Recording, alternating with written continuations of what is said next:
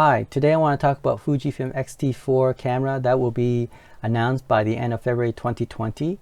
I think it's a killer camera. Compared to the Sony a6600, it will definitely outcompete Sony for sure. I don't think Sony can compete with it this year, 2020, for the APS-C cameras. I think Fujifilm just hit the right spot for most of the independent filmmaker and the videographer. In fact, for APS-C, if I were to buy the camera again, I would go with Fujifilm XT4. Let's talk about it.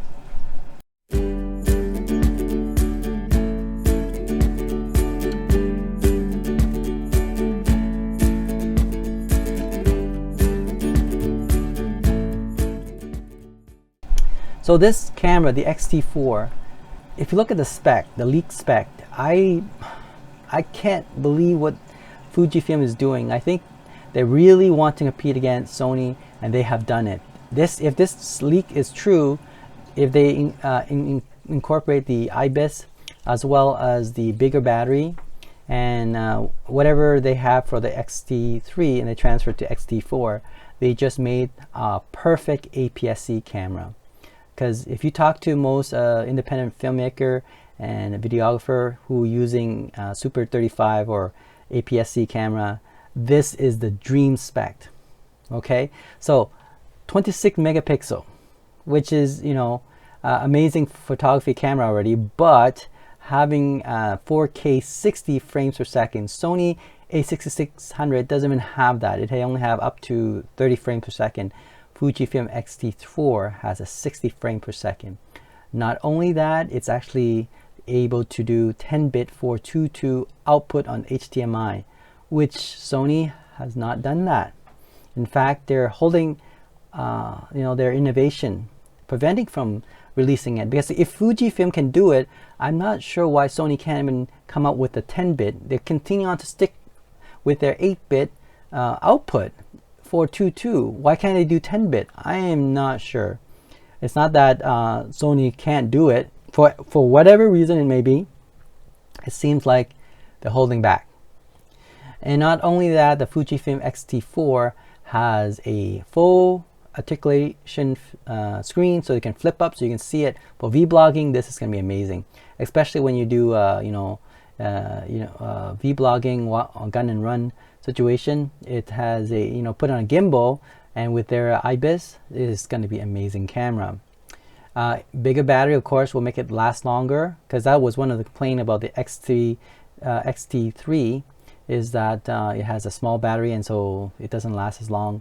But this time around they have a bigger battery, so it's able to record longer. Now I'm hoping that they have unlimited recording, just like the Sony a6600. But for people who do short films, they don't record for over 30 minutes anyway. Usually they do 5-10 minute take, and then they'll start again. So not a big thing, but having it for more than 30 minutes and maybe unlimited recording, that'd be great for those who are recording concerts and all that stuff. Okay, yeah, so just having those, what I just mentioned, the specs already, and it has everything that XT3 has, their previous generation, and now added on to their XT4, and with improvement on their dual slot SD card and their their bigger battery and IBIS, I think they have done it. They have made a perfect APS-C camera. Now it's a little bit more expensive than the 6600, the A6600 from Sony, but with the spec that they have, I think it's worth the price. Now I'm still going to be sticking with Sony, not because I don't like Fujifilm, it's because I start out with Sony cameras and I have all my lens with them, at least the native lens, so it's very hard for me to all of a sudden transfer my technology. It will cost me thousands of dollars to do that. I will be waiting for the Sony a7S III. Now if they don't deliver the camera, let's say they kind of hold back the technology and give us the 8-bit internal 422, that's it. Sony done for sure. I would not buy a full frame camera that's over $3,000 US and have only 8-bit. That is like a technology of the 90s or the 2000s, not the 2020. That's not acceptable from Sony, especially. They've been innovating for a long time.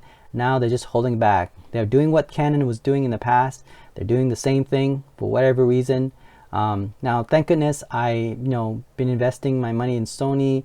Only cameras I feel that is innovating. For example, the FS700R, even though it's almost 8 years old, the technology that's built into there with the SDI output that can do 4K 60 or 4K 120, and able to hook up to the Ultima Shogun and do amazing 240 frames per second 2K continuously. That technology will outlast many of the technology nowadays for cameras, video camera. So that's why I think FS700R it will be around for a long time. The A7R3 too. If you check a lot of Tony and Chelsea's, even Dave Duckdale are using the A7R3 as their favorite camera. So even the A7R4 that came out, it didn't matter. The A7R3 is still the favorite among the pro photographers.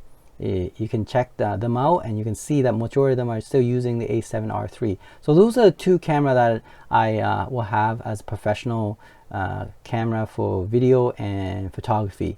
So I'm just waiting for the A7S III, and again, if they don't deliver, I most likely will move on to the Fujifilm or the Panasonic. The Fujifilm, of course, is the XT4. If Sony doesn't deliver by the end of this year for the A7S III, and these most likely I may also switch to the Panasonic S1H as well. Those two cameras, the Panasonic 1SH and the Fujifilm XT4, is amazing camera. They are the camera, I would say, the standard for what the camera should be from now on. So Sony, if you're listening, you better smarten up, because Panasonic did it, Fujifilm did it. It is your turn now. If you don't deliver, I'm sure you will lose a lot of your fan who always been at your side. Now it is time to innovate. Stop lingering on. It's been about 5 years for your A7S lines, and it is unacceptable for you just to keep on saying that you will deliver, and it's beyond our expectation. And so far, Fujifilm, Panasonic has been delivered, and we didn't even ask for it, and they have done it. So Sony, do the walk and not just the talk. Thanks for watching EducateTube.com.